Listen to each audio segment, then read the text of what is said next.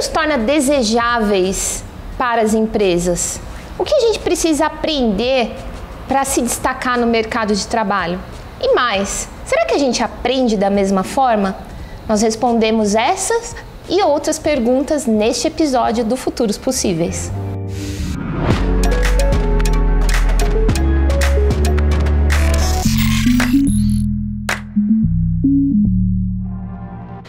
Olá, sejam muito bem-vindos ao Futuros Possíveis, o nosso espaço de discussão sobre comportamento, inovação, tendências e possibilidades. Eu sou Angélica Mari. E eu sou a Beatriz Bevilacqua. Como você tá, Bia? Eu tô ótima, e você? Eu tô ótima também. Qual que é o nosso tema de hoje? Eu tô animadíssima, porque o nosso tema de hoje é sobre educação. E não é qualquer educação, é uma mais específica, voltada para o trabalho do futuro.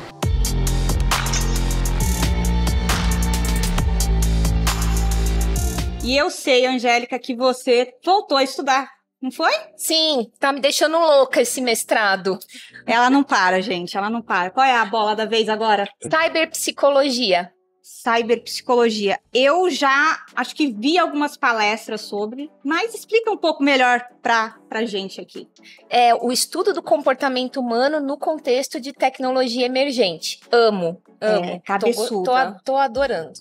Eu imagino. É cabeção. Bom, e esse tema tem tudo a ver com o que a gente vai falar hoje aqui. Sim, tudo. Total. Tudo a ver, porque quando a gente fala sobre o trabalho do futuro, todas as carreiras, todas as profissões foram impactadas de algum jeito, sobretudo nos últimos anos, por conta da tecnologia. Agora, a grande pergunta mesmo, Angélica, que preocupa todos nós, é como estar mais preparado para todas essas mudanças que estão acontecendo. Sim, é super importante, né, Bia, acompanhar essas mudanças, porque elas acontecem muito rápido. Inclusive, tem um dado do Fórum Econômico Mundial que prevê que 85 milhões de empregos vão ser eliminados com a tecnologia.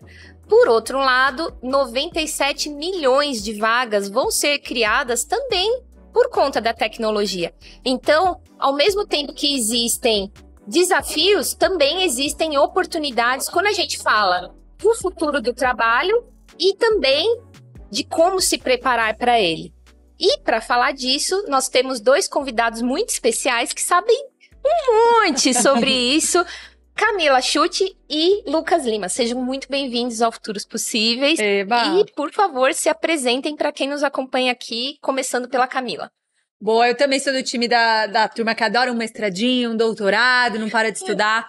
Eu descobri muito Mestradinho cedo. Como se fosse qualquer Fácil, coisa, né? Como se fosse assim, tranquilo. A gente vai do café da manhã. Mas eu descobri muito cedo o que eu queria fazer da minha vida. E acho que isso é um privilégio, assim, né? Muito rapidamente eu me encontrei em tecnologia, mais especificamente em ciência da computação, em programação. E isso pautou a minha vida. Mas tinha lá um bichinho da educação, né? Eu queria entender como é que mais do que entregar essa tecnologia eu podia ajudar outras pessoas a aprender e entregar.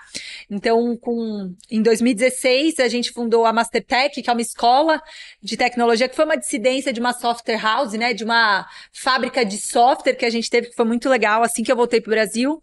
E aí, enfiei o pé, a mão, a cabeça, né, empreender no Brasil em educação tranquilão. Estoque não, exato.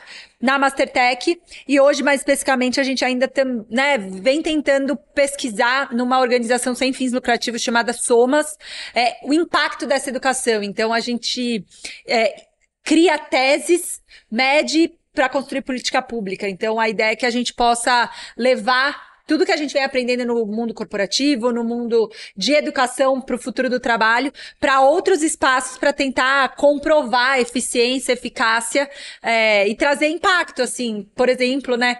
Como é que eu posso olhar para a educação de tecnologia como um meio de diminuir a reincidência de jovens que estão cumprindo medida socioeducativa? Será que não é a melhor alternativa, né? Enquanto educação do futuro, eu ensinar essa turminha a falar essa linguagem, né? Então, é esse tipo de coisa que a gente se mete, certo? Que a gente faz. Então, tô bem confortável aqui da gente conversar, discutir sobre a educação do futuro. É o tema da minha vida, vou aprender um monte também. Arrasou. Lucas Lima, por favor, se apresente para nós. Gente, obrigado demais pelo convite. Prazer estar aqui com vocês hoje. Sou o Lucas Lima, não namorado da Sandy, não jogador de futebol. Adorei. É assim que as pessoas têm uma palestra minha e o pessoal me pergunta, cadê a Sandy? Eu falo, não tem Sandy hoje. Mas quando me encontram também falam, cadê o Luciano? Cadê o Luciano? Vamos fazer esse encontro acontecer no próximo podcast. Também sou um empreendedor de educação. Comecei minha trajetória de forma muito apaixonada e mergulhada, completamente diferente do comum, fundando uma escola de parkour quando eu tinha 18 para 19 anos. Então eu me apaixonei pela prática e descobri que ensinar o que eu estava aprendendo era sensacional. Nunca tinha sido um bom aluno, nunca tinha sido alguém super dedicado, até eu me encontrar em alguma coisa. E aí, fundando essa escola, descobri que era empreender também, enquanto cursava marketing. E depois de alguns anos com essa escola, eu comecei a olhar para o lado e percebi que tudo que eu estava aprendendo na faculdade estava muito diferente do que as coisas que eu precisava aplicar. Então eu estudava os cases da Coca-Cola, da Volvo, de grandes empresas, e eu chegava na minha empresa que eu tinha que conseguir 3, 5 alunos para fechar o mês e falava, e agora? O que eu faço com aquele case, com o budget de milhões que tava lá naquele case? E aí eu comecei a descobrir que essas habilidades que eu precisava aprender na prática, eu conseguia acessá-las por conta própria, e a maioria delas era o que eu descobria ser as soft skills, as habilidades comportamentais. Então eu olhei para o lado e vi que, apesar de eu achar que eu estava me desenvolvendo só no parkour, eu desenvolvi habilidades como inteligência emocional, comunicação, coragem, capacidade de ter criatividade para aplicar as coisas. Só explica pra gente rapidamente o que é parkour. Parkour. Não fiz essa introdução. Parkour é aquele esporte, quem tá olhando pra gente aqui, onde você salta, pula muro, faz acrobacia. Coisa de louco. Não diria exatamente sem cordas, isso. Sim, sem cordas, tem muitas proteções, né? Exato. Por isso que eu aprendi a desenvolver coragem, porque eu precisava dela. Uhum. E aí, conhecendo as soft skills, eu olhei pro lado, ninguém estava ensinando isso. E aí que nasceu a Profissas. E aí a Profissas nasceu como uma escola de habilidades humanas. Ela evoluiu muito nos últimos tempos. Eu passei por várias experiências também. Tive a chance de ser executivo, CEO da AAA Inovação. Aí eu me conectei diretamente com inovação.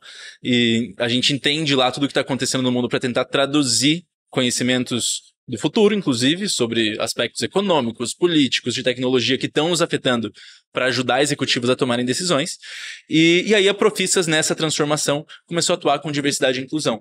Então a gente começou a entender que é muito fácil, por exemplo, quando a gente fala de habilidades humanas e a gente fala de protagonismo para pessoas que são como eu, e eu consigo me colocar em protagonismo, numa posição de protagonista, porque graças às vezes, única e exclusivamente sorte da forma que eu nasci, eu tive mais privilégios do que outras pessoas. Então, quando a gente fala de inteligência emocional, fala de protagonismo, fala de criar coragem, a gente também fala sobre contextos.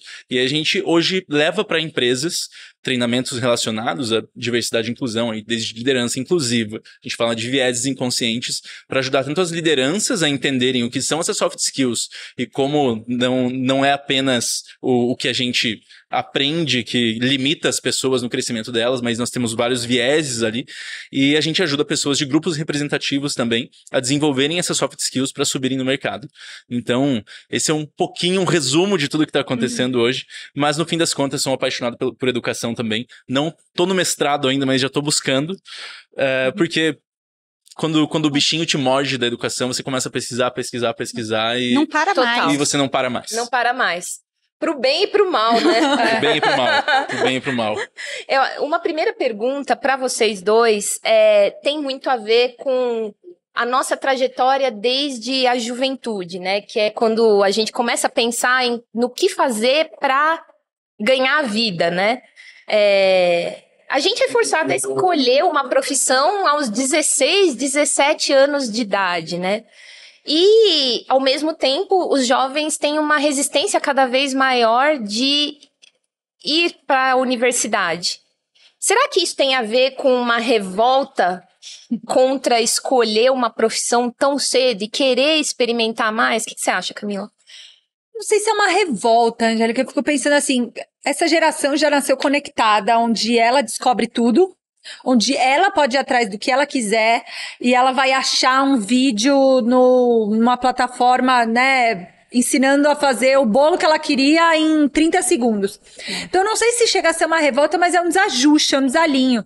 Quando a gente chega para conversar com essa juventude, a grande reclamação é tipo, a escola não tem nada a ver com o mundo lá fora. Eu não gosto do método. O professor fica falando 1 hora. Eu quero ver 20 minutos e poder tentar, e poder pausar. Então, eu acho que não, de novo, eu não sei se é uma revolta consciente, é um desalinho completo de uma geração que já nasceu conectada, que é muito diferente da nossa geração. Até por isso eu acho que a gente chegou a aceitar fazer compromissos de 4, 5 anos. Imagina que na época, quando a gente se inscreveu lá, eu me comprometi a ficar 4 anos na mesma cadeira, respeitando uma ementa que vinha pronta pra mim, que tinha disciplinas obrigatórias. Quando eu olho hoje isso, né, e criando esse tipo de jornada pras pessoas, eu falo, gente, isso é muito demodê, assim, sabe? É quase demodê. Você não pode escolher. Ah, não, mas tem as eletivas. Tá, de 30, você pode escolher 5 matérias, sabe? Então, eu não sei se é uma revolta, Angélica, eu não sei se é essa palavra, mas é um desalinho completo de método, de visão com a realidade que hoje acontece aqui. Então, sem dúvida, a gente vai ter que repensar e eu acho que as escolas vão começar esse movimento. A universidade, na minha visão, a educação formal do jeito que está, potencialmente vai quebrar para conseguir se reinventar. Sim, vai começar a ter muita dificuldade de conseguir manter aluno, faturamento e afins. E aí vai ter que Só que é uma estrutura monolítica enorme, que é difícil de quebrar, super difícil. Né? Por isso que eu acho que, assim, a educação superior formal quebra para poder se reinventar. A escola eu vejo um pouco mais de tentativa, de erro e acerto. Eu já vejo grandes movimentações na base nacional comum curricular, por exemplo, na educação básica. Sim. Período integral, contraturno profissionalizante. Eu vi algumas mudanças nos últimos anos, um pouco mais adequadas a essa realidade. Então, acho que a educação básica formal não quebra, mas a superior vai ter que passar um susto grande para conseguir se reinventar. Sim. Você também acredita nesse desalinho, Lucas? Completamente. Eu acho que já tá passando por essa crise, né? Então, tô próximo de algumas universidades, assim, e chega aquela época de matrícula, os gestores estão desesperados, falando, meu Deus, mas a gente tinha 8 turmas aqui, não tá conseguindo fechar uma, porque as pessoas, os alunos, as alunas, elas têm opção, que é o que a gente não tinha antes. Então, acho que, resumindo essa crise agora da educação, especialmente superior, né, para adultos, a gente tem muito mais possibilidade do que nossos pais, nossos avós tinham. Então, Total. Eles chegavam com o que é futuro pra mim e eles tinham 3 caminhos. E quando a gente volta mais pra trás, a gente vê do tipo, por gerações a mesma profissão se repetindo. E a gente já chegou com muitas, né? A gente, você vai lá, se você é de humanas ou de exatas, dentro de cada uma, ou de saúde, você tem vários, você tinha lá 19 opções, o que pra eles já devia ser uma loucura. Nossa, 19?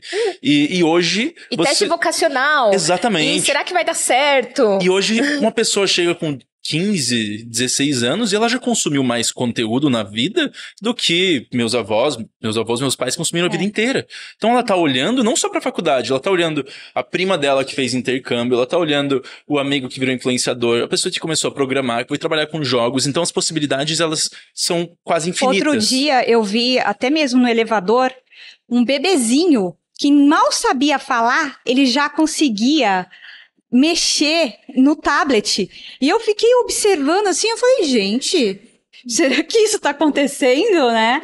Então é muito isso, as pessoas, assim, desde cedo agora, a criança já tem esse contato com a tecnologia. Nós já vivemos um ambiente muito mais digitalizado. Muito mais. Mas, ao mesmo tempo, as pessoas estão com medo. Elas estão com medo de serem substituídas por máquinas. Isso eu vejo, assim, em todas as áreas. Como lidar com isso também neste momento, Camila? Com essa percepção de que a tecnologia vai tirar nossos empregos. E que a gente tá passivamente aceitando esse bilhete, né? Tem um cara que eu gosto muito de estudar que chama Kai-Fu Lee. Ele é considerado um dos pais, né, da inteligência artificial. E ele tem um gráfico que ele tenta posicionar e a resposta é: vão sumir, e foi o dado que você deu, né, Angélica? Sim. Vão sumir muitas profissões, mas vão se criar outras tantas que a gente nem imagina. Então, do ponto de vista de volume, a gente não tá ameaçado em nada. O problema é a qualificação e o tipo de profissão que vai sumir. Então, o problema não é a educação, é a desigualdade social, é o acesso. Sim. Por quê? Né, no gráfico do Kai-Fu Lee, ele fala sobre profissões que precisam de compaixão. né? Profissões que precisam de compaixão não vão sumir.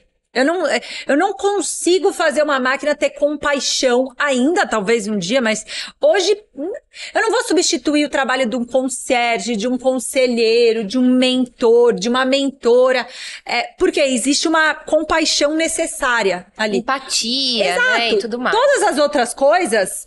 Cara, é melhor que eu substitua, inclusive, porque eu ponho a vida de um humano em risco. Eu adoraria poder tirar o risco de alguém que trabalha com rede elétrica, de morrer trabalhando, sabe? Só que, de novo, quando a gente compara, profissões que exigem compaixão exigem mais qualificação, exigem formações mais longas, exigem dedicações maiores. Ou seja, quem consegue hoje ocupar perfis que necessitam de mais compaixão? Quem tá na classe A e B, por exemplo, quem consegue bancar uma educação, por exemplo, quem tem acesso a um computador ainda muito cedo. Então, vão subir profissões? Vão. Em volume, a gente não precisa se preocupar, porque vai surgir muito mais, mas em qualidade eu me preocupo sim, assim, e é talvez o assunto que mais me assombra, assim, como é que a gente não faz essa tecnologia, essas máquinas serem mais um parâmetro de desigualdade? Sim. Mais um parâmetro que vai separar, né? Tanto que a gente trocou, a gente fala de DH, mas hoje a gente acompanha o dado, né, o digital divide. Qual que é o digital gap dos países? Que é o abismo qual que é o digital, abismo né? digital? Exato, Angélica. Então, assim, o Brasil tem um abismo digital muito maior do que a Índia, apesar do nosso DH ser melhor. Sim. Por quê? Eu não consegui estruturar espaços de cocriação, de educação E autossuficiente. até mesmo a infraestrutura, né? É isso. As pessoas têm acesso a um smartphone, mas às vezes não têm a internet, internet, por exemplo, é isso. né? E assim, além do que você falou, dessa necessidade de atualização, isso tudo é real, mas gera uma ansiedade muito grande, né? E isso, tanto para nós mesmos, quando a gente é empreendedor ou autônomo, e quando você está num ambiente de trabalho formal, mais ainda, né? Porque tem o chefe. E isso gera uma ansiedade muito grande. Como lidar com isso, Lucas? Qual a sua visão sobre isso? Essa pressão por autoaperfeiçoamento constante. Tá. Acho que a Camila trouxe alguns pontos ali também que são relacionados ao contexto que a gente está vivendo, né? Então, nós que temos acesso a essa digitalização e que já começamos a entender essa pressão por aprendizado constante, a gente está sofrendo do indefinível pelos especialistas, né? Porque todo ano quase tem um novo acrônimo que diz que o mundo não é entendível. Então, tipo, a primeira é VUCA, daí ele vira VUCA, depois agora é Food, daí virou Bunny. E quando você tenta traduzir isso, é do tipo, gente, a gente não tá entendendo nada, portanto, continuem estudando loucamente, porque a gente também tá tentando. E aí a gente entra nesse fluxo, e é claro, tem uma outra questão de todos os algoritmos que estão nos servindo ali com as intenções próprias de manter a gente nessa economia da atenção. E isso gera essa pressão gigantesca sobre continuarmos nos desenvolvendo, ou continuarmos aprendendo, ou continuarmos interagindo, porque tem sempre alguém para ocupar um outro espaço. E daí você entra no LinkedIn, tem um novo livro que você nunca leu, que é o novo livro do futuro, a nova criptomoeda, que é a criptomoeda do futuro, que você não tá sabendo. Enquanto isso, tem amigo seu que tá postando no Instagram, que tá nas ilhas paradisíacas africanas, postando fotos e fala, meu Deus, por que eu não tô lá agora? E aí a gente fica nessa sede, fica nessa constante, o que eu faço agora, né? Atire a primeira pedra, que nunca ficou mais tempo escolhendo um filme da Netflix do que vendo o filme. Total. Minha lista de coisas pra favoritos. assistir. Nossa, tem uma lista enorme. E que, inclusive, é capaz de eu nunca assistir. Exato. E aí a gente tem que aprender a lidar com esses algoritmos e aprender a lidar também com o que realmente importa pra gente.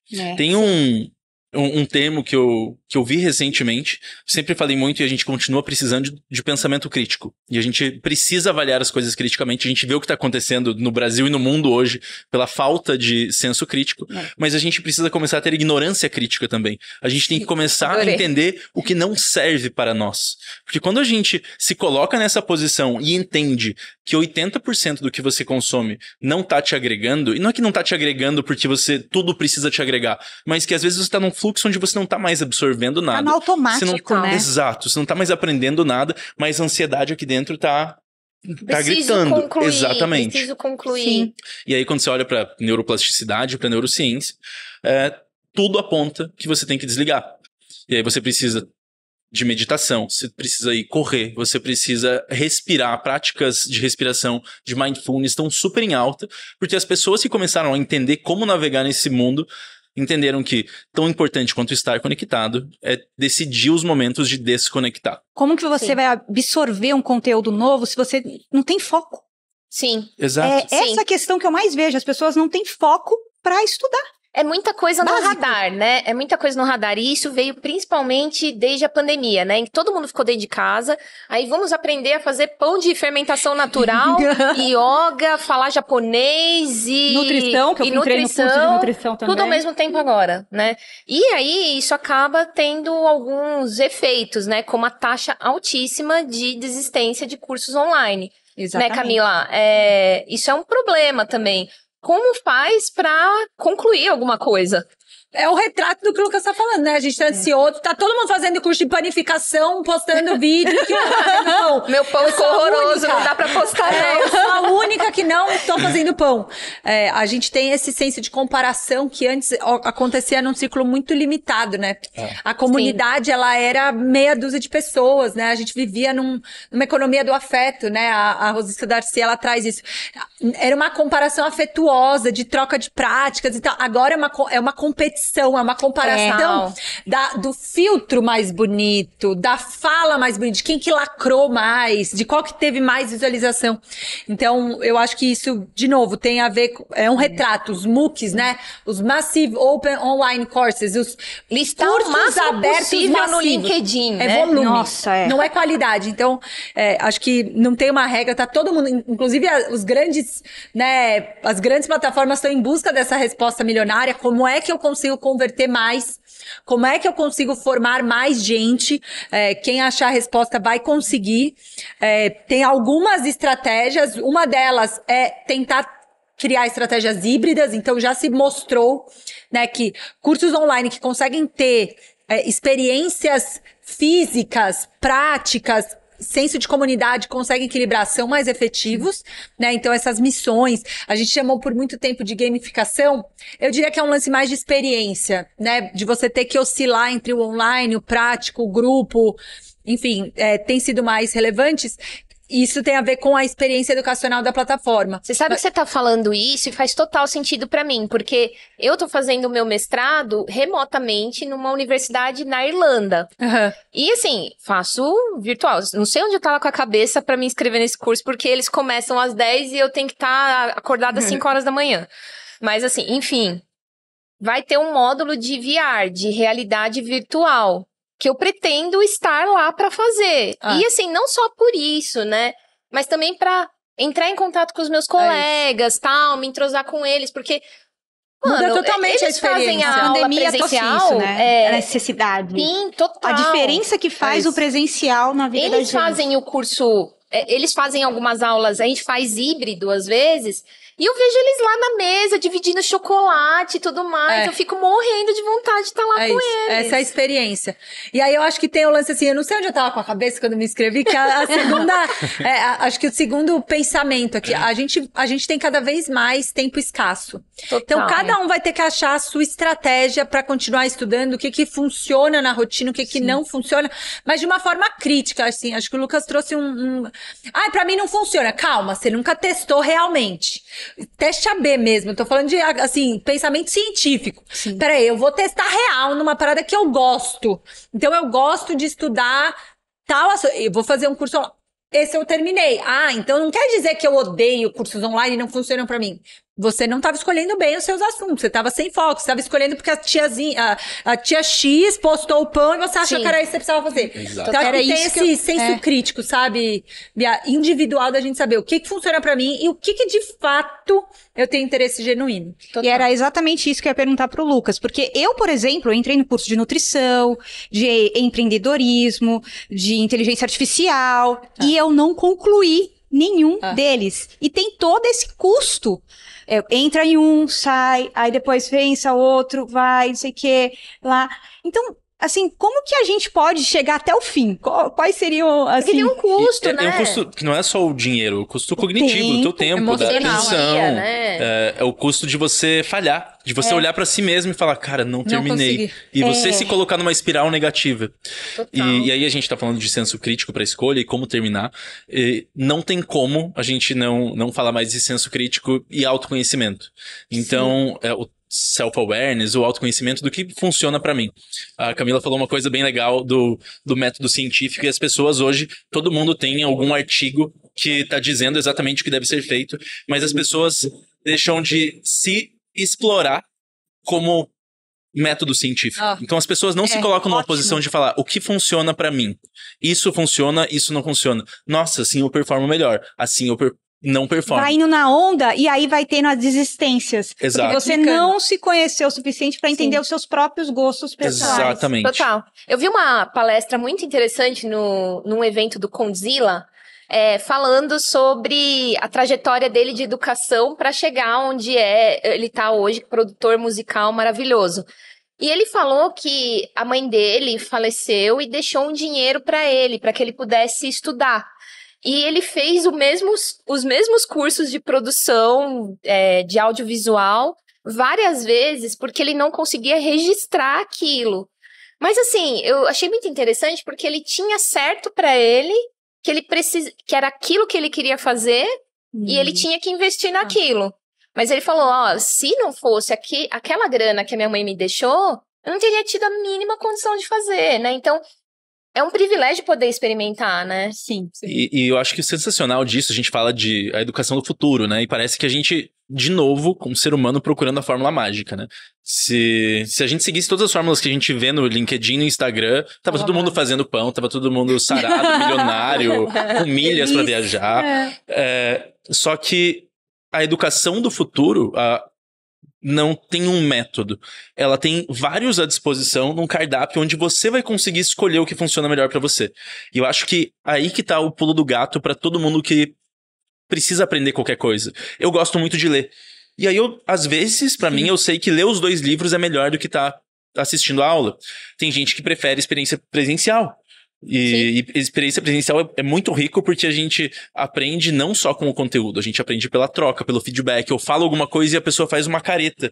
Eu falo, caramba, falei besteira. E aí eu aprendo nesse feedback constante. Mais motivado também. Exatamente. E tal. Então, as formas de aprendizado, a gente precisa desse autoconhecimento, mas a gente precisa estar nesse constante, do design thinking, né? Então eu exploro, vejo as possibilidades e falo, tem essas, testo uma coisa ou outra, do tipo, a gente não casa de uma vez, a gente paquera, a gente namora, mora junto, faz o acordo, depois casa. E aí, por isso que é uma loucura entrar na faculdade, que você falou, com 5 anos me comprometi, meu Deus, onde eu tava com a cabeça? A gente não tinha essa visão. Aos 17, 18 anos. Exato, e nem às vezes o poder de escolha, né? Mas essa questão de explorar esses métodos, saber que eles estão aí. A Camila trabalha com vários, na Profissas, na Trupoi, a gente trabalha com vários. Tem um monte de coisa muito legal na internet. E aí, depois que você explora, você mergulha. E aí, voltando no teu ponto, a gente também não vai conseguir aprender sem o mergulho. Que aí é o comprometimento. Porque a timeline infinita e toda hora tem um like novo, uma coisinha nova pra te fazer se sentir bem. Isso não nutre aprendizado. A gente precisa, inclusive, se colocar um processo de aprendizado quando as coisas não estão bem. Sim. Porque senão daqui a pouco você vai falar, não tô mais a fim de fazer um mestrado. Não vai mais? Mas e o contrato que você fez consigo mesmo há 2 meses, 5 meses, 6 meses? Total. E a gente precisa desse comprometimento também. Sim, e ainda falando sobre o que exatamente a gente precisa aprender, né? O Fórum Econômico Mundial listou as habilidades em alta para as próximas décadas, né? Como aprendizagem ativa, resolução de problemas, pensamento crítico, criatividade, inteligência emocional. Como que as escolas podem fazer para se adaptar, para equipar as crianças desde já? Se eu der uma boa resposta, a gente sai daqui, funda essa escola para mudar a educação mundial. Tá. As escolas precisam entender que, uma vez que a teoria é abundante, a gente precisa focar no comportamento. E o comportamento, como todos e todas devem imaginar, ele não tá no livro. Ele tá na forma como a gente responde ao ambiente. Seja um estímulo interno, uma motivação, ou seja um estímulo externo que mexe comigo e faz eu reagir de alguma maneira. Você aprende se comportando, Exatamente, exatamente. A gente falou de feedback agora, e é justamente sobre isso. Como eu sei que eu tô sendo carismático, por exemplo, quando alguém chegou pra você e disse assim, nossa, você não tem carisma. E se chegar, essa pessoa te derruba. A gente não sabe nem dar esse feedback e nem ler esse feedback. Que é do tipo, cara, será que eu falei alguma coisa legal? Será que eu não falei? E aí a gente aprende a teoria na prática sobre como ser carismático, dando esse exemplo, mas podia ser inteligência emocional, que tá lá no Fórum Econômico Mundial, podia ser criatividade, que tá lá. Pensamento analítico, que tá lá também. Várias habilidades humanas. São 8 das 10 principais são habilidades humanas.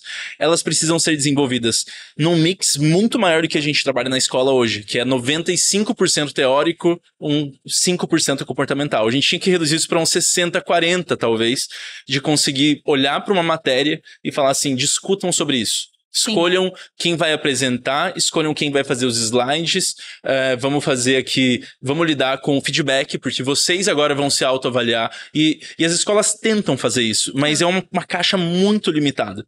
Sim, e o que ocorre é que os professores também precisam ser educados para transmitir esse tipo de educação, né?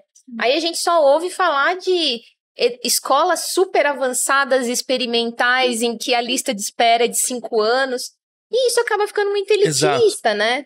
É um baita abismo. Um pouco antes da pandemia, eu fui visitar uma escola referência, assim, em São José dos Campos.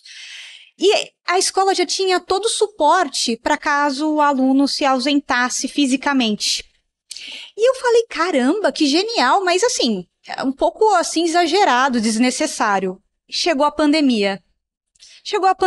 Todos estes alunos, que têm o grande privilégio de estudar numa escola referência, continuaram seus estudos normalmente. Enquanto isso, em casa, meus pais, professores da rede pública, completamente perdidos. Não só os meus pais, como os alunos, os pais dos alunos, e etc. A minha mãe, ela falou, filha, você entende de tecnologia, me ajuda. Eu até comento no primeiro episódio um pouco dessa vivência, que foi, assim, mamãe, vamos começar ali, como que você dá aula? Ah, mas ela tem que dar aula via WhatsApp. Vamos usar uma imagem? Vamos mandar uma voz? Mas será que esse aluno tem internet? E acontecia que o aluno, assim, é algo muito básico, que é assim, eu acho que a pandemia trouxe esse abismo entre as escolas privadas, que tem para um público muito, assim, elitista, e a grande maioria, os professores, com burnout e tudo, meus pais tiveram, né? Então, é um pouco por aí. Mas queria também te perguntar, Camila, eu participei de um bootcamp seu, que eu amei, parabéns. Eva! Aprendi um pouco sobre inteligência artificial.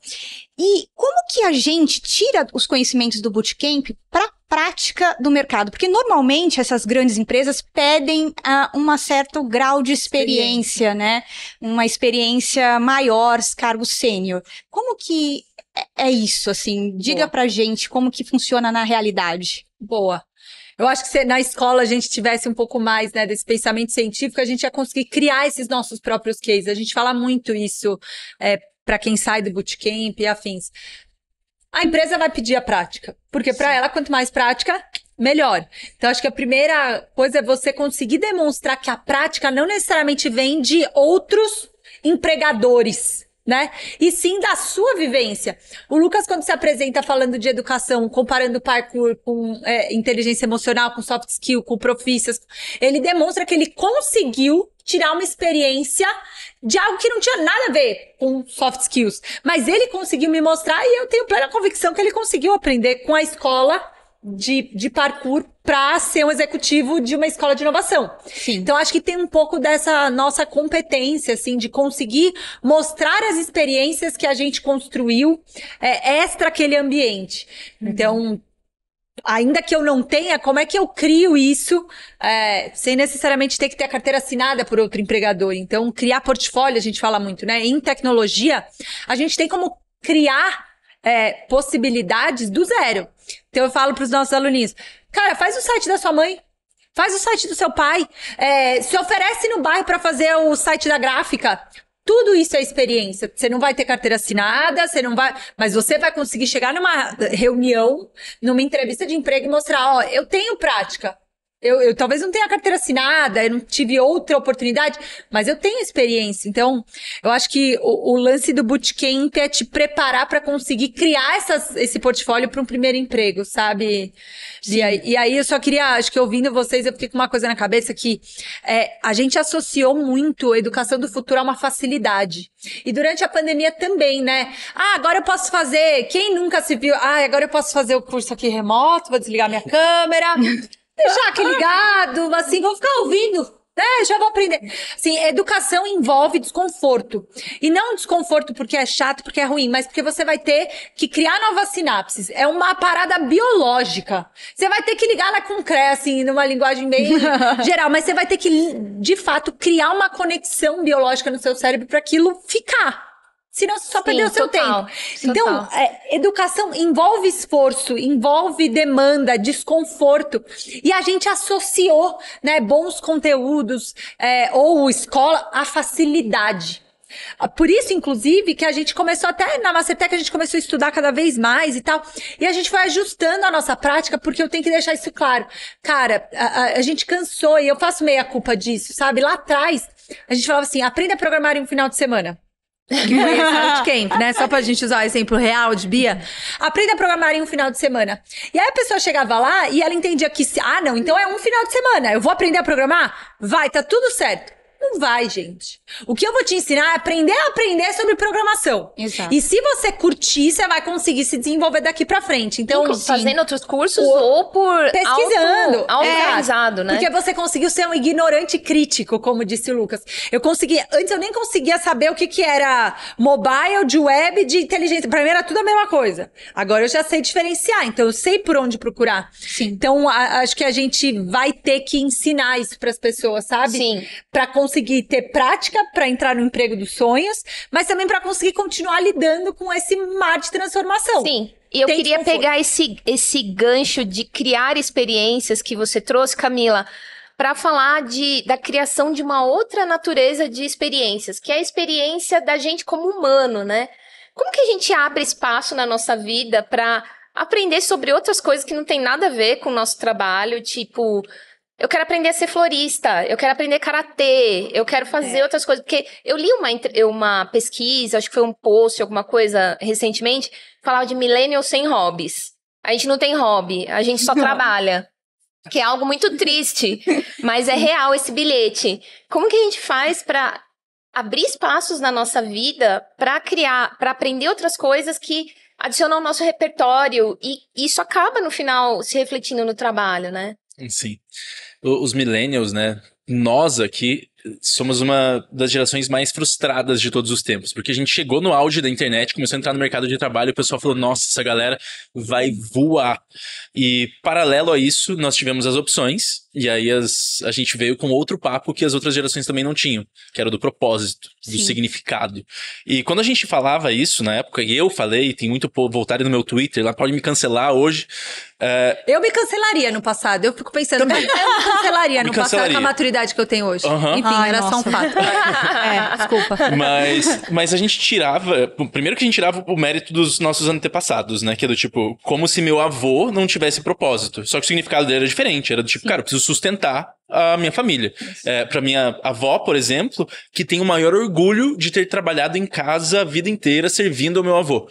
Aquele era o significado dela. Tem um monte de problema de contexto social que a gente tem que avaliar e precisa de mudança.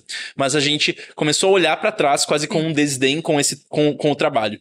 E aí a gente começou a procurar muita coisa do tipo, não, o que tem significado pra mim? E super justo, porque a gente precisa disso.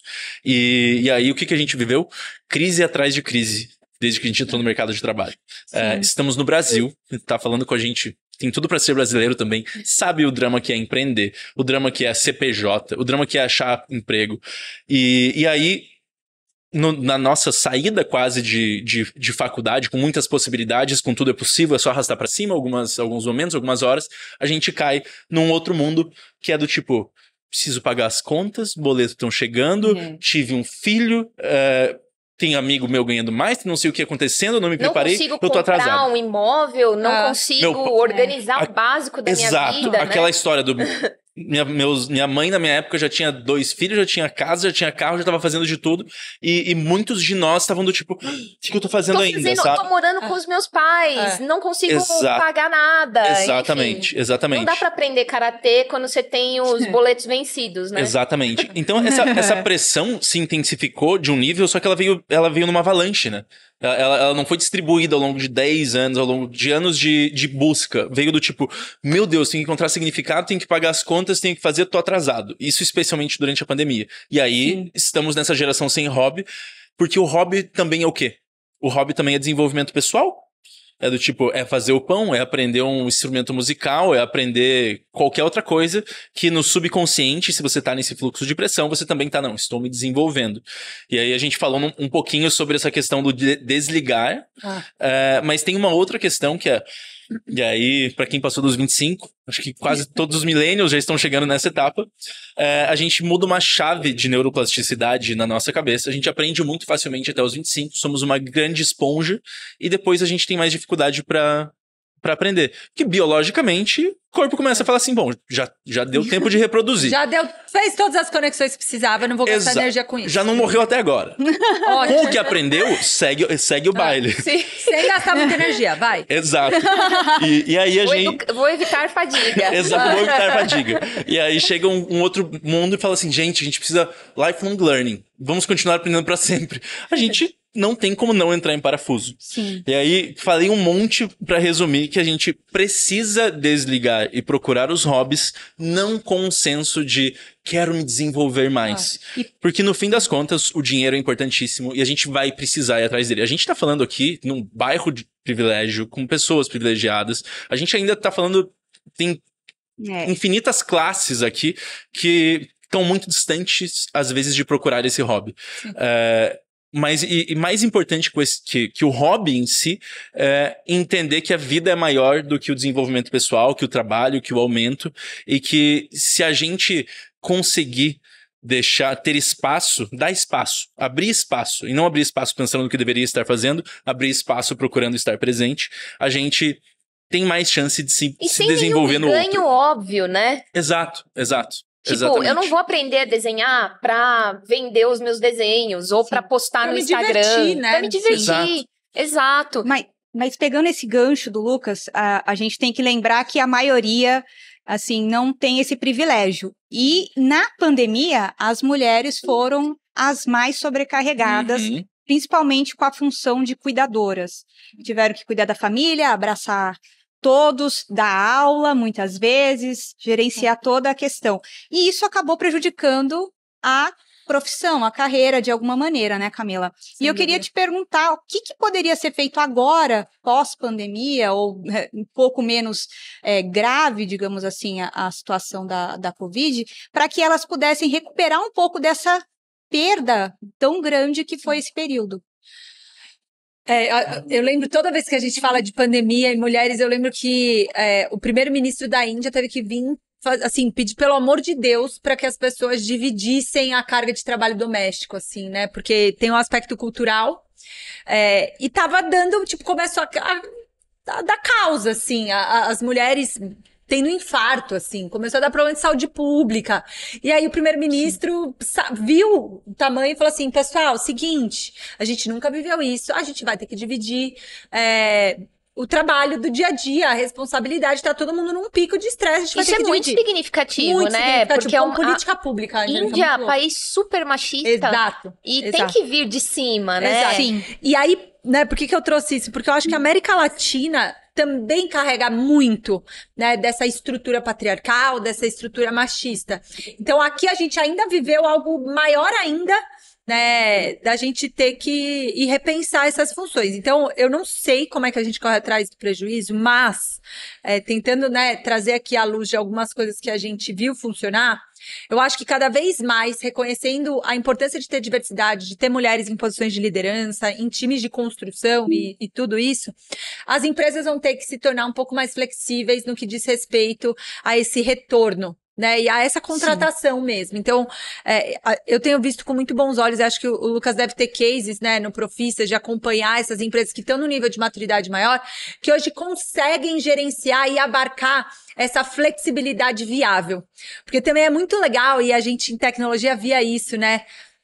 Ai, pode chegar a hora que quiser. Então, eu como mulher que tenho que dar cabo de todas as funções domésticas, que tem um filho para levar na escola, eu não quero flexibilidade. Eu posso chegar às 7 e ir embora às 6? Tá bem para todo mundo? Então, tem níveis de flexibilidade que são úteis e que não são úteis. Eu prefiro ter horário para entrar e sair, porque é o horário que eu vou e pronto, e não sofrer pressão porque eu não fiquei no happy hour depois. Então, acho que as empresas começaram a entender que as realidades familiares são completamente diferentes e elas vão ter que se adaptar. Individualmente, inclusive, né? Não tem uma forma que serve para todo mundo, sem né? Dúvida, sem dúvida. Isso também vale para a educação, né? Como que entra a educação dentro desse bolo, né? Sem dúvida, Angélica. Então, acho que esse é um ponto. Procurar essas empresas, e de novo, estamos falando aqui de um lugar de extremo privilégio, né? De poder procurar alternativas de emprego e tal, mas eu acho que essa é uma coisa que cada vez mais, né? Se você é empreendedor, ou tem uma empresa, ou é um diretor, uma diretora, eu acho que cada vez mais a gente vai ter que se colocar nessa posição de flexibilidade possível. Sim. Para abarcar essa diversidade. E um ponto talvez um pouco mais pessoal é tentar achar esses espaços e tentar tornar essas experiências efetivas, assim. Então, a gente fez, por exemplo, um curso que chamava LSTO. Então, cara, que horas que vai ser esse curso? Vai ser no horário do almoço, porque no almoço eu ainda tenho ajuda em casa. Quando que é o melhor horário? Tá, qual que é o melhor horário pra você? Então, a gente vai ter que achar essas estratégias, né, de como é que a gente, enquanto mulher, vai conseguir continuar se desenvolvendo. Então, desde coisas muito banais, de não vamos fazer no contraturno, vamos fazer no almoço, porque no almoço eu já não volto para casa no almoço. Se já tá no meu horário comercial, vamos fazer o encontro, vamos fazer o estudo durante o almoço? Vamos. Então, a gente vai ter que arrumar um jeito, né, de equilibrar esses pratinhos para conseguir dar cabo. E, de novo, tentar ajudar a levantar a bandeira dessa divisão, né? Acho que cada vez mais a geração dos millennials acho que questionou muito esse status quo, né? O que é esse propósito, o que não é. Então acho que tem uma geração aí, apesar de a gente não ter hobby e da gente ser muito frustrado, a gente conseguiu pautar muita coisa dentro de casa, sabe? Pros meus pais era uma pauta assim, dividir conta em casa. Não existia tipo, olha, o homem da casa banca, eu até posso trabalhar, mas você que vai... existe uma pressão muito... E ter uma mulher bancando tudo e o homem e poder dividir hoje, da casa, grande é um absurdo, parte, né? Angélica, da nossa geração, dividindo, conversando sobre isso, sem falando crise, sobre né? dinheiro, sem grandes crises. Então, eu acho que a gente conseguiu conquistar esse espaço, pelo menos de duvidar, de questionar, né? Vamos ter filho, mas como é que a gente vai se organizar para dividir isso? Quantos dias da semana você vai chegar às 6 horas para buscar a criança versus eu? A gente vai colocar no berçário? Espaço isso faz sobrar para que eu possa me qualificar, Essas conversas rolaram, sabe, Angélica? E, de novo, eu acho que eu tô falando de um cenário de privilégio também, de poder ter essas conversas. A gente sabe que essa não é a realidade, mas acho que cada vez mais a galerinha jovem já vem com esse plugin, sabe? Com esse USB, assim. Elas estão com o aplicativo baixado. Já tá baixado, assim. Eu não vou aceitar entrarem no meu caminho e tal. Que antes não existia essa possibilidade de questionar, sabe? Então, total. Eu colocaria esses 3 pontos. Complementando, a Beatriz usou também um termo, né? Você olhou pra Camila e falou, como a gente corre atrás. E daqui eu tava olhando e falando, cara, não são vocês que têm que correr atrás, sabe? Do tipo, tem um bando de homem que tá no poder, que tá com um monte de prática machista ainda dentro das empresas e que precisa acordar e falar, cara, não, essa bronca não é delas, sabe? Essa bronca é de todos nós. Até, e né? o que eu posso fazer também pra mudar a situação, criar espaços. Perfeito. Né? O que a gente, como sociedade, precisa fazer pra fazer com que essa complexidade de toda a sociedade que tá agindo dessa maneira tantos anos, comece a mudar. A conta feche, né, Sim, Lucas? Eu total. concordo plenamente. E falando em complexidade, eu queria dar um zoom in para falar de complexidade individual, né? Muita gente nem contempla a possibilidade de se educar para fazer um negócio diferente em termos de trabalho, né? Por conta de medo. como faz para dar o primeiro passo? Pra mim, é falar, não, o meu contexto agora é alguém que não pode se dar ao luxo de fazer hobbies. Porque eu vou me dedicar 3 anos pra melhorar o meu padrão de vida ou aprender alguma coisa. Não, o meu contexto agora é estou grávida e vou reduzir, vou mudar, vou aprender educação montessoriana. E esse contexto, a digitalização é sensacional porque ela permite que você entre na internet, mande mensagem pra alguém, fale com alguém. E eu tô procurando esses contextos na minha vida, de abrir esses espaços, entender o meu espaço e conseguir mergulhar nisso também, sabe? Legal. Eu adorei esse termo de que a inspiração é perecível. E é mesmo, assim, a gente tem que pegar naquele momento, né? E fazer, né? Se colocar em movimento. E você, Camila? Eu acho que eu tô num momento parecido com o do Lucas, assim, de olhar pra esse contexto e talvez não tentar, talvez só adicionaria que eu tô tentando não controlar tanto. Eu sempre fui uma pessoa, Bia que me conhece há mais tempo, das obsessões e do controle, assim, de tentar planejar tudo.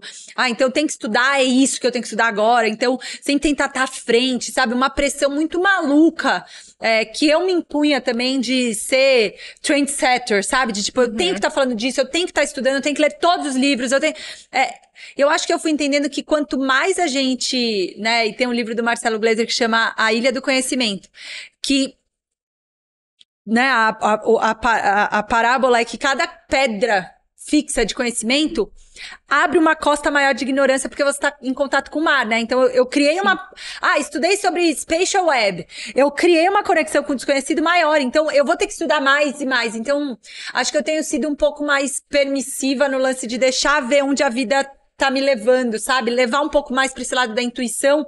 Tipo, o que agora me faria bem? Talvez o mercado não esteja estudando isso. Mas deixa eu ver o que faz sentido pra mim, sabe? Porque não vai existir um momento perfeito. Talvez isso tenha a ver um pouco com maternidade. E era talvez uma coisa que eu já podia ter aprendido com empresa. Não existe um momento certo de abrir uma empresa, assim. Se você esperar todas as variáveis se alinharem, você não vai se movimentar. Você não vai se movimentar. Vai ficar pesado, né? O torque fica pesado, porque você tem que sair do zero. Então, se permite viver um pouco esses movimentos, esses encontros, aprende em todo lugar. Aqui eu posso encarar o podcast como se eu estivesse prestando um serviço, né, para as pessoas. Não, eu tô aqui estudando. Sim. Isso aqui é estudo meu. Eu aprendi um monte de coisa, ignorância crítica, inspiração. Como é que eu me coloco numa possibilidade de absorver o que eu estou vivendo agora? Então acho que tem um pouco a ver com o contexto. Eu talvez esteja tentando tirar um pouco essa amarra de controle, de querer controlar todos os meus contextos, tudo que eu vou estudar. Isso tem deixado, acho que a minha educação um pouco mais leve. E faz total sentido, faz todo sentido. E você, Bia, o que você tá estudando no momento? Nossa, eu comecei a estudar um pouco mais sobre tecnologia, nutrição e empreendedorismo pela PUC do Rio Grande do Sul. Então, eu ainda continuo com aquela vontade de estudar nutrição, mas um pouquinho mais avançado, voltado para carreiras, para empreendedorismo, com aquele pé. Quem empreende não consegue ficar naquela bolha. Sempre tem aquela vontade, aquela curiosidade de aprender outras áreas que ela poderia também empreender. Então, eu também não paro, não. Maravilha. Eu tô tentando aprender a tocar teclado, que tá mexendo com um lado totalmente diferente do meu cérebro, que eu não tinha nenhuma habilidade. Eu achava que não tinha, né? Então eu tô me descobrindo e tô aprendendo jardinagem também. Eu era pessoa... O inverso de dedos verdes. Eu matava cacto. Então, eu estou aprendendo a cuidar de plantas. Então, assim, é um processo em andamento. E tem outra coisa também, eu voltei pro teatro. Depois da pandemia, acho que a grande dificuldade das pessoas eram os olhos nos olhos. Eu percebia que eu não conseguia olhar fixamente para as pessoas. De tanto que eu estava acostumada com as telas. Então, eu aprendi muito com as artes cênicas, com teatro, de olhar, de conversar. Algo que eu tive que reaprender, mesmo sendo uma jornalista, uma comunicadora.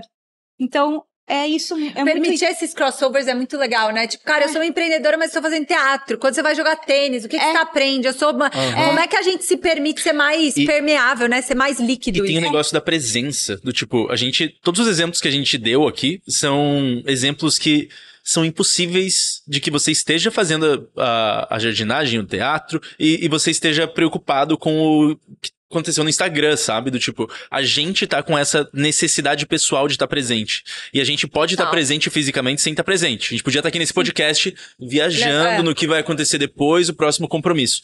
Então, a Camila falou uma coisa muito massa.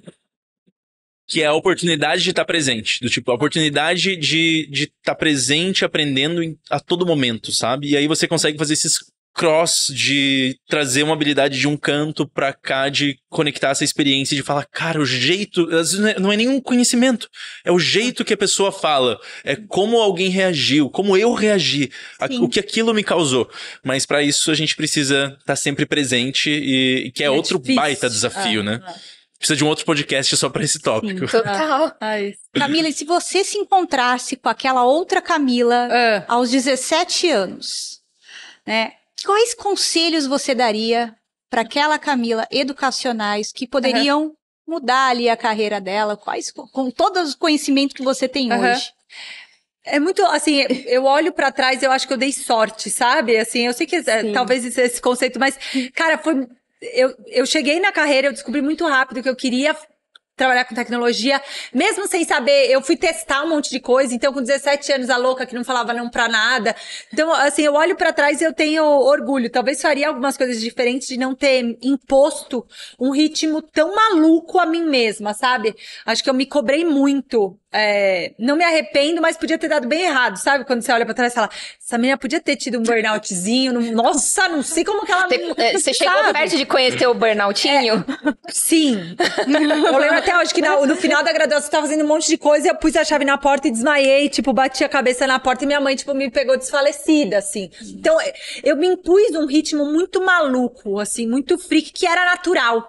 Quando eu fui morar no Vale, era natural, as pessoas tomaram remedinho. Vamos trabalhar um pouco mais? Era natural, assim, era licenciado naquele ambiente. Então, acho que a única coisa é, tipo, calma, gata. Tipo, vai dar tudo certo, você não pode se matar. Você deu sorte que você não se matou, que você conseguiu, mas podia ter dado errado. Sim. Talvez eu daria essa mensagem de autocuidado, de se preservar um pouco, porque a nossa cabeça, o nosso corpo não volta. Eu brinco que eu tenho um problema no joelho até hoje, muito sério, porque na época certa eu não tinha tempo pra cuidar. E aí agora, com 30 anos, a conta chega, assim, mas com muitos juros. Se eu tivesse me cuidado lá atrás. Sim. Então, acho que eu daria esse toque, nem seria tão profissional. Seria, vai dar tudo certo, calma. Respira. Se cuida. Cuida desse hardware aí biológico, que não adianta você estar só com a cabeça, sabe? Total. Perfeito. E você, Lucas? Eu acho que, parecido com a Camila, eu também não sei o que eu mudaria. Eu tive a sorte, eu acho que não era tão maluco quanto a Camila, mas eu tive a sorte de ser ousado o suficiente pra ir contra tudo e todos na minha família, pra brigar com todos eles, porque eu falei, não, eu vou trabalhar com parkour, porque a única... Até aqui eu me sentia coadjuvante na minha vida e agora eu sinto que eu tô fazendo uma coisa que faz sentido, eu vou mergulhar nisso. E isso deu treta. Nossa, não vai dar em nada isso aí. Queria que você fizesse economia, queria que você fizesse engenharia. Então eu consegui dar esse salto na vida, fazendo alusão ao parkour, foi acho que algo que me salvou, assim, porque permitiu que eu me tornasse obcecado por algumas coisas. Eu acho que uma coisa que eu faria diferente e que eu tento fazer, relembrar pra mim hoje constantemente, porque eu ainda sou o mesmo Lucas, apesar de várias mudanças tendo acontecido, não agir antes em vários momentos. Em vários momentos onde eu já sabia o que eu queria daqui 1 ano, daqui 2 anos, mas eu queria agora, mas eu tinha muito essa reflexão mental que a gente comentou, do tipo, não, quando eu tiver experiência, quando o cenário se alinhar, quando isso acontecer, e isso... Nunca acontece. Desacelerou, é claro que, né? Que algumas pessoas vão estar falando, nossa, e pouco tempo ainda. Passa, né? Exato, mas desacelerou, tipo, 6 meses, 1 ano, 2 anos, coisas que eu acho que eu poderia ter acelerado antes. E então, acho que a única coisa que eu faria diferente seriam algumas certezas, e quem tá assistindo a gente agora tem um monte de certeza na cabeça já, que vai continuar executando por um tempão. Esperando o alinhamento dos astros. Exatamente. Eu teria agido antes, em alguns momentos. Massa, legal. Fica aí a reflexão para que você que está pensando no alinhamento dos astros, né? Deixa isso de lado e põe a vida em movimento.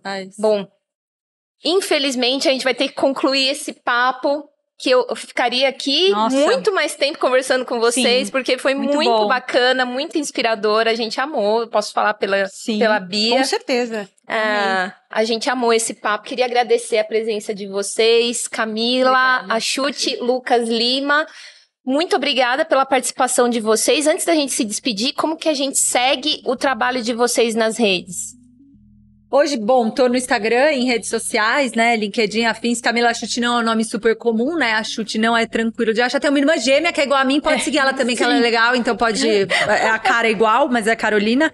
E a Mastertech, hoje a gente mantém, né, referências também no Instagram e no nosso site mastertech.com.br.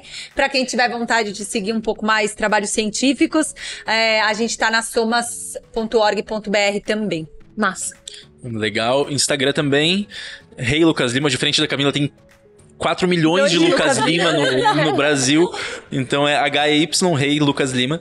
LinkedIn também tô lá, tem alguns conteúdos que quando abre espaço eu crio. Profissas, @somosprofissas, a AAA Inovação. Um mais voltado para educação, diversidade, inclusão e outro mais relacionado à inovação. E aí seria AAA. Muito obrigado por essa tradução importantíssima. AAA.inovacal.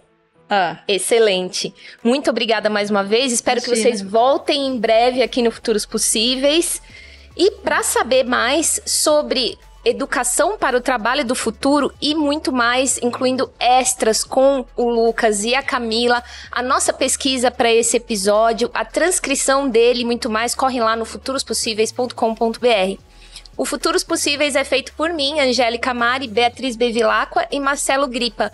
A gente volta na semana que vem para discutir e pensar futuro. Até lá, tchau!